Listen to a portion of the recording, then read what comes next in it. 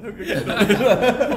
But this is the interview, it's over. Today we have Ashraf Patel and Arjun Shekhar with us. Welcome to the next episode. Yo, and welcome to another episode of I Love You. Hi, welcome to I Love Youth Work. Welcome to another episode of I Love Welcome to Youth another Work. edition of I Love Youth Work. As today we I are. like youth work, and your mama loves youth work.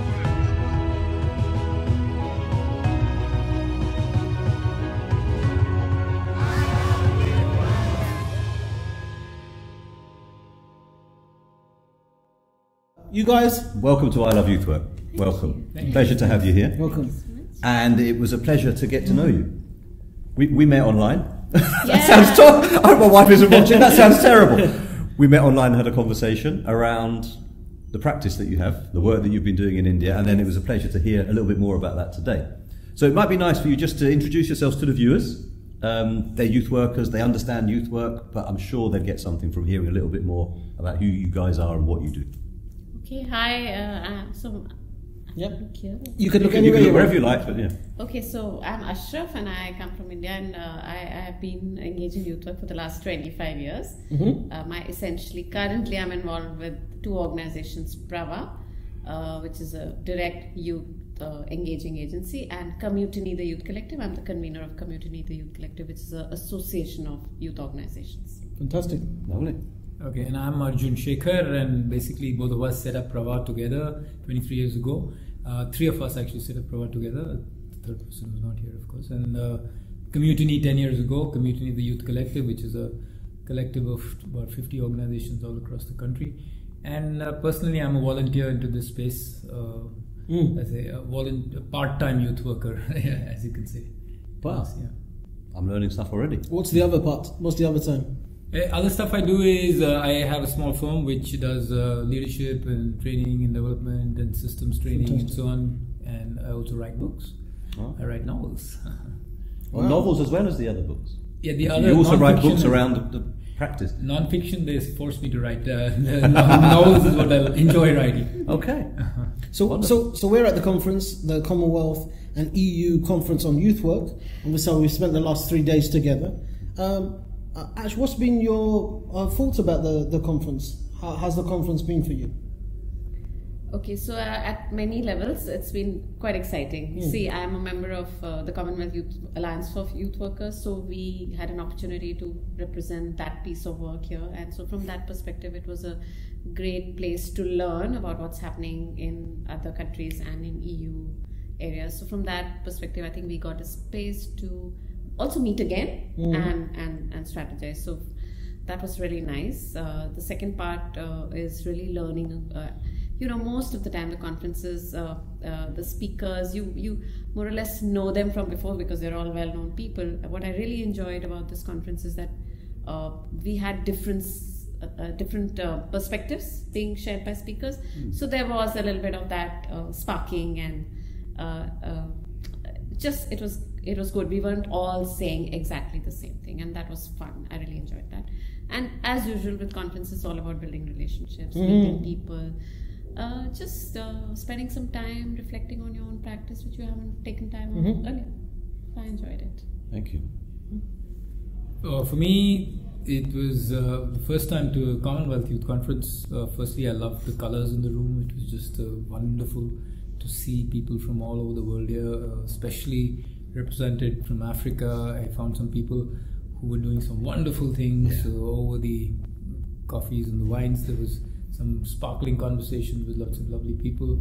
I also liked that there was an attempt to break this kind of conference mode where people talk down to the rest, and I think there were many sessions.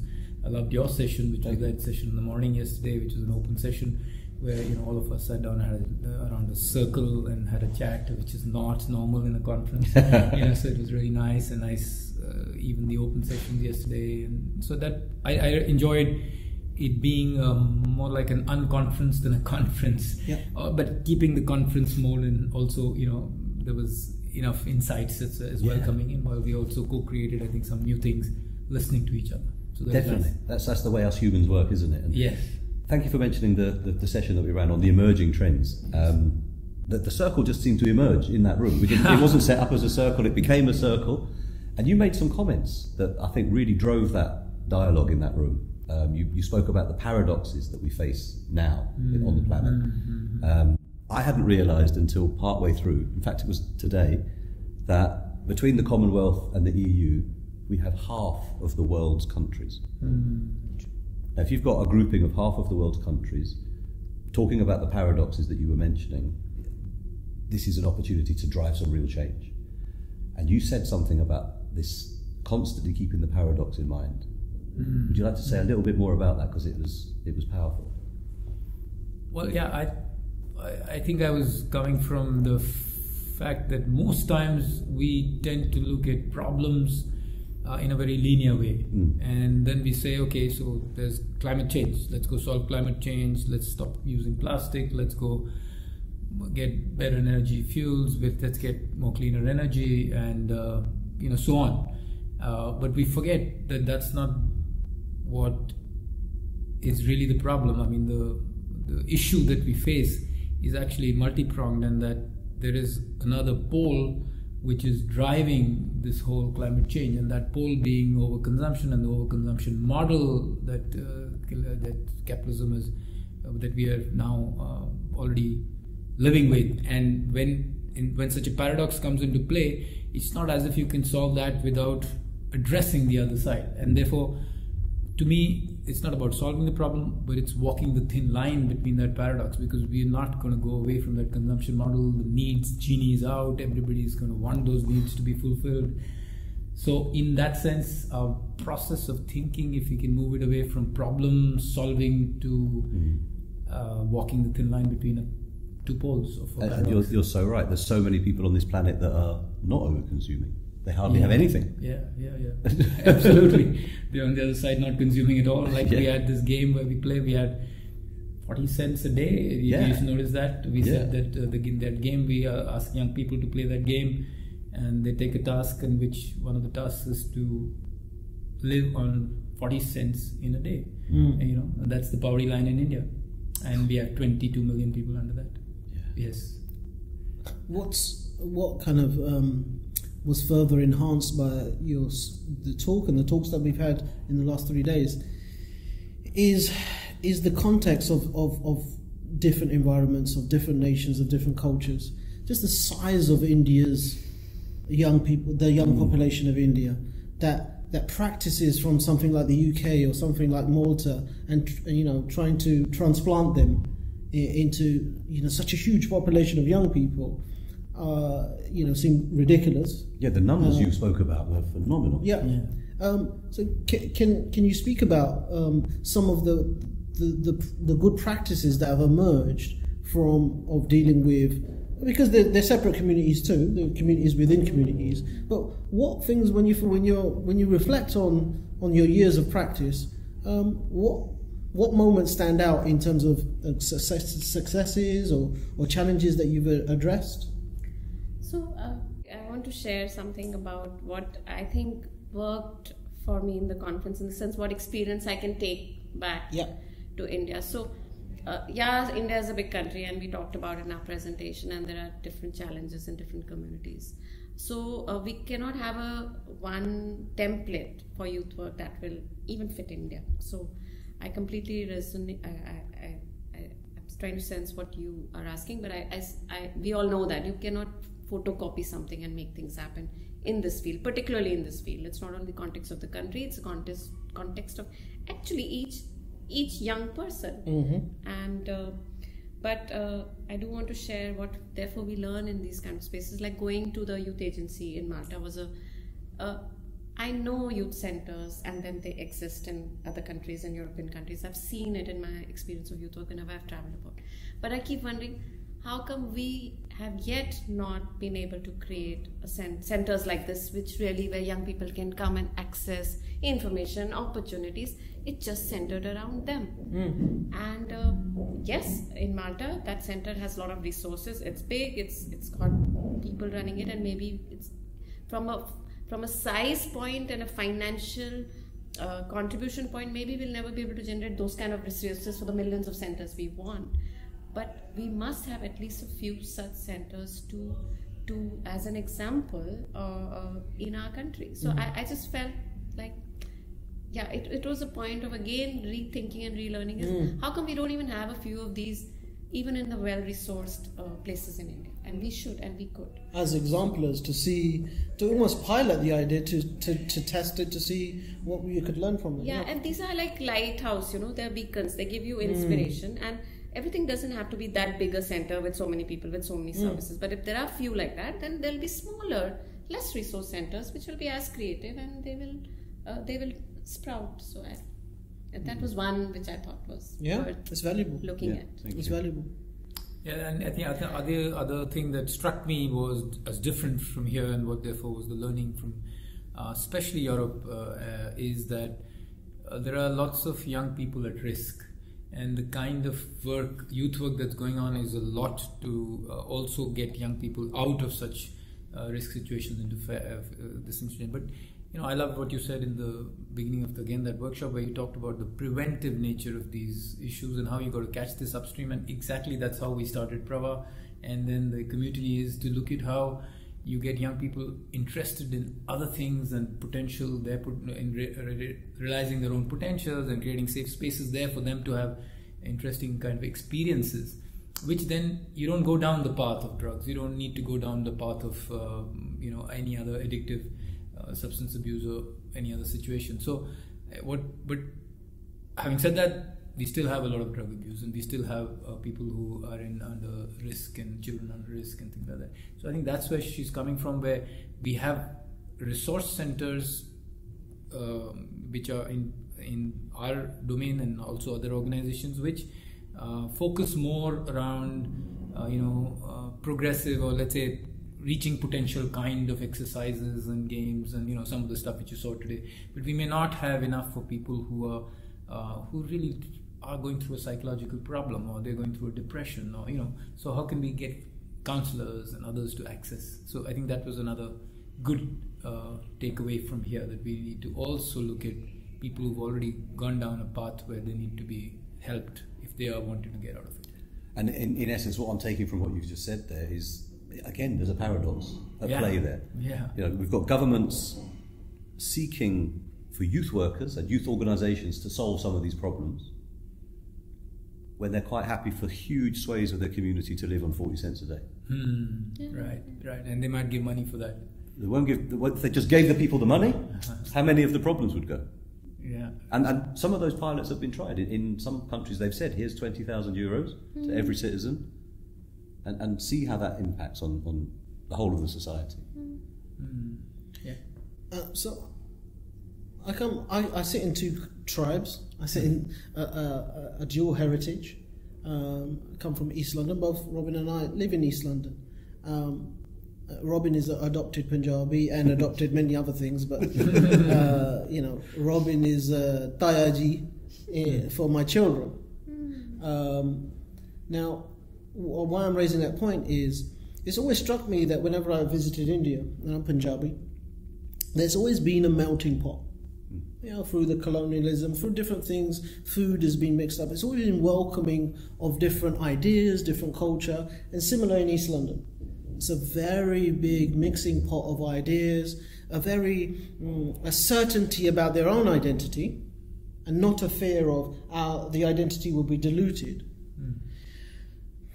How receptive are youth organizations in India, from your experience or in your coalition, about learning from different places?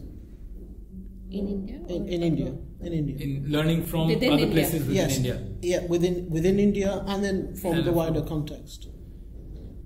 Yeah, I mean, I think the whole idea, like this Commonwealth, that platform is essentially about sharing and learning from each other. One of the major, let's say, draws for people to be part of that coalition is to go visit each other, and of course they also go out together to conferences like these, or within India or other parts of the country together. And the secretariat of that organization, the community, the youth collective, also make sure that people get these opportunities and makes them move around to different new ideas and new places. So there is not only a receptivity, I think there's a hunger. So people are looking and drawing from different kinds of things. They're not satiated, if you know what I mean. There's still there's novelty value to new possible ways of working with young people, because India is, like you said, hasn't really got a history of youth work or anything like that. We're all making it up on the way. We're all making it up. And how has it been vice versa? With the conversations that you've had over the last couple of days, have you found that European organisations and youth workers have been receptive to the ideas that you're bringing? It's quite exciting, actually. Yeah. Like, because India is so big, so you work in that context, and you have to put all your energies there, and so we don't get a lot of we don't make a lot of time to advocate outside of the country and all of that. So and talk about the way we do. And actually, in this conference, and I've seen in a couple of other places where I've been, certainly we learn a lot, and a lot of people are also connect very well, have connected to the concept of the fifth space very well. Like, would you like to speak about that? For people that may want to For the know people about watching, I think the fifth space is a key thing that you brought to this conference. Yeah. It's been powerful. okay, You go ahead. So the fifth space is essentially talking about the fact that young people normally occupy 4 spaces in their lives where they spend most of their time, which is that of one of family, second of friends, third of career and education, that space, and the 4th space is leisure, recreation. These are the places where typically we find young people hang out in. And if you really study the character of these spaces, none of these spaces are actually governed by young people. The rules are not set by the individual. The rules are set either by adults or some peer pressure or some media pressure, all of that. And the 5th space is a space where young people actually can it's a space that exists outside of these spaces, where young people actually set the rules for themselves. They design the space, and it's a space where they discover themselves and their own purpose, their identity. It's not about what they want to do, but who they want to be. And how they do it is by actually engaging in personal and social change experiments and reflective experiences. So that is what we've been talking about, that this 5th space exists, and young people actually discover their potential in this, but it's very marginalized. It's not a space that's recognized. Young people don't find it easy to invest in such experiences themselves.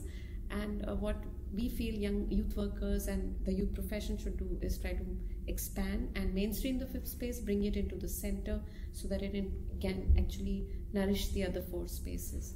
That's broadly how we conceptualize the 5th space. I don't know if you want to add anything. Can you add anything to that? Very difficult, but I'll try. I'll just probably not add, but take off from her to another thing. See, I think one of the things that, and again coming from this idea of prevention rather than cure, is we all know youthhood is a time for identity formation. It is a time when you're looking at different ways of searching for who you want to be, who you can be. And I think what we've seen is that the other 4 spaces limit such experiences. And especially, for example, in education, career education, especially today, at least in India or across the world, maybe I would say, what other people spoke of, the banking system of knowledge, where there was a sort of bank in which you were given a little every year, next grade, etc. The knowledge came to you in parcels given by somebody who was the keeper of the knowledge. That's broken. That knowledge monopoly is gone. Even in India, anywhere, that knowledge monopoly is the past. So when knowledge is so easily accessible, what role does a youth worker, a teacher, a parent, what do they have anymore?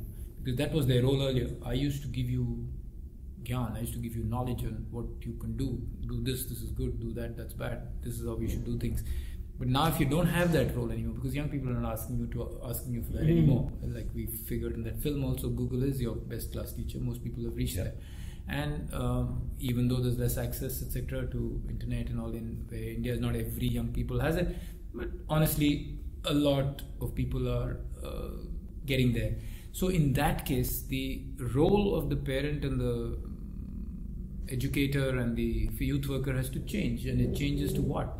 It changes to somebody, because what young people don't have access to is experiences, because it's experiences which really formatively change you. It's not just social media and other things that you are part of. And I've seen that as soon as you start giving those experiences to people, their minds start thinking differently.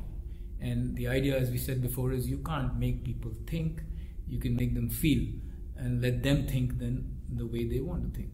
You know, so these experiences are what the fifth space is all about.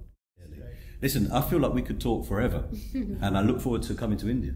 Oh, that'd be great. Yeah, absolutely. That would be wonderful. But apart from your Punjab visits, come to Delhi as well. Yes, 100%, 100%. Delhi is almost part of Punjab now. Yeah. So thank you for coming along for the I Love Youth Work video. And thanks for sharing this space with us and co-creating this space. Yeah. And in many ways, this is the kind of the People wall viewing. here that we've allowed, and we're making this up as we go along. Absolutely. And you know, we've had some comments about this space, but you know, who are you to do this, and why are you telling us what to do? And so we're constantly reassuring and communicating that this is about giving access and including more youth workers from across the globe in the conversations that we're having. So we're generally grateful about you sharing this space. Lovely. Thank you. Thank you for coming. Thank you. Thanks so much, and I love youth work. I think it's really a beautiful caption to pick up as your whole mission.